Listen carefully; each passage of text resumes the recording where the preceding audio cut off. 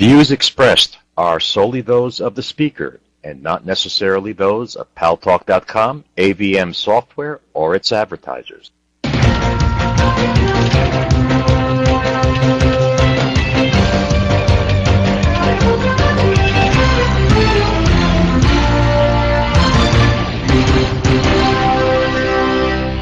News Talk is online. News Talk Online is a production of paltalk.com, the largest multimedia interactive program on the internet with more than 4 million unique users, on demand on iTunes and on YouTube.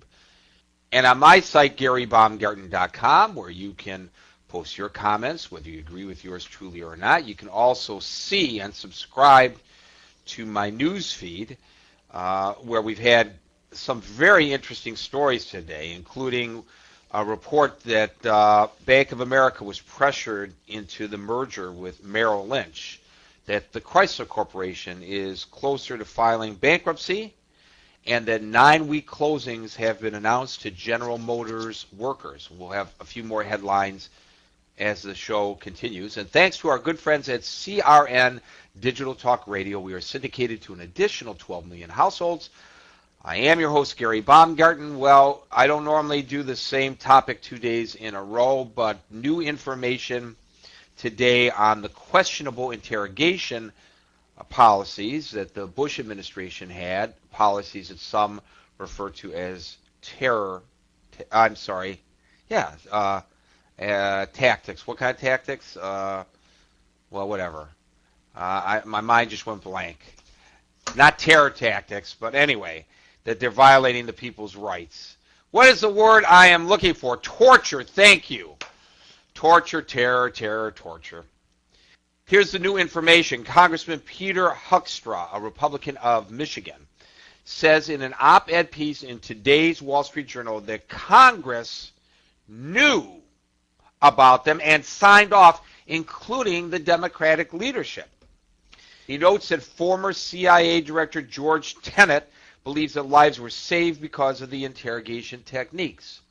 Now, earlier this afternoon, we carried right here on News Talk Online on paltalk.com live coverage of Attorney General Eric Holder's testimony before the House Appropriations Committee. He said that CIA operatives and agents that participated in the interrogations will not be prosecuted. A decision not yet made about those who authorized the interrogation tactics.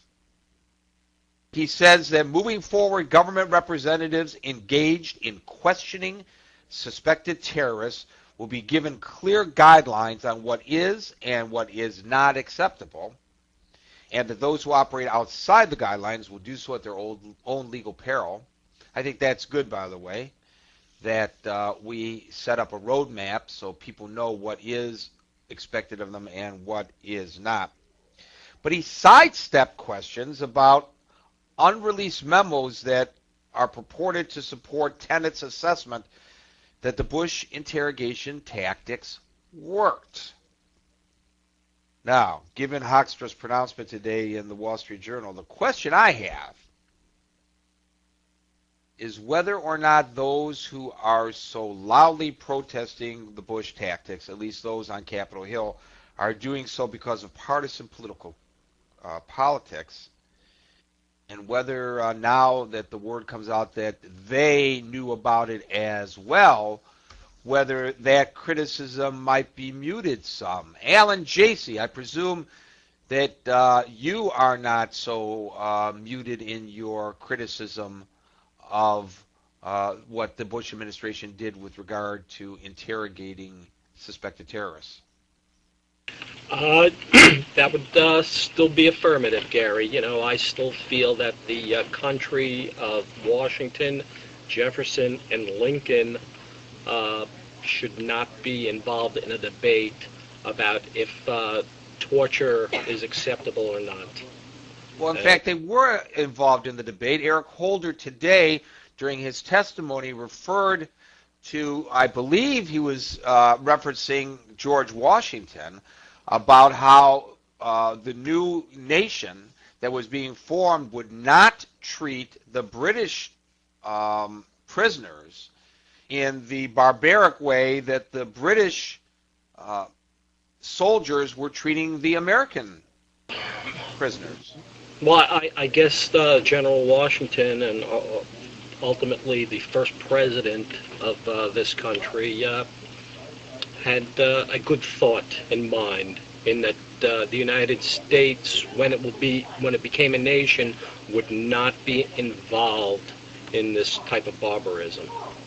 And yet, Boaz Franco, I want to bring you into this discussion. Back then, they didn't have means of killing 3,000 people in one fell swoop as they do today. Does that change, do you think, the way that we ought to be looking at how we defend the homeland? Not at all, Gary. In fact, you don't have to go back to the Civil War to look for these issues of torture.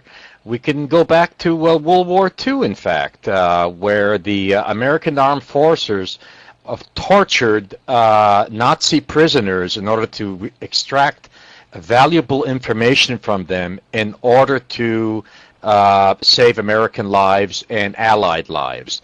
It's known, it happened many times, and nobody cried about it, nobody made a dance about it, and it was acceptable. So I don't know what the difference is between then and now.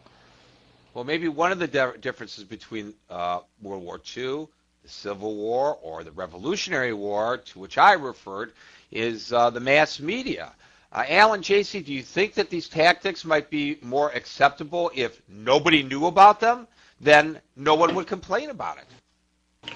No, Gary, it is not acceptable. I mean, this country was founded on basic tenets that we always should take the moral high ground, and torture is not one of the things that we should be doing as a country. It is against all that we believe in, like the First Amendment, freedom of speech, the Second Amendment, the right to bear arms, etc., etc., etc. If these are the things that are in our Constitution, if these things are deemed illegal, then why should we be doing it whether we know it or not? If you shoot somebody and nobody finds out about that, does that make it right that you shot somebody and killed somebody because you got off? If nobody, Bernie Madoff 3 months ago was an innocent man because we didn't know what he was doing. Ultimately, we discovered what he was doing. Did it all of a sudden, did that make it right or wrong? I mean, the guy was still a crook. It's just when you discover something that's wrong, it's wrong. I mean, I don't know how else to say it. Well, let me ask Boaz this question, because we know that he has ties to Israel, that he has dual citizenship, he served in the Israeli Defense Forces, and this issue of terrorism is relatively new to us here in the United States, at least terrorism from outside of our borders. There have been cases of terrorism within our borders, like when the FALN was doing bombings and so forth, but basically this is a fairly new threat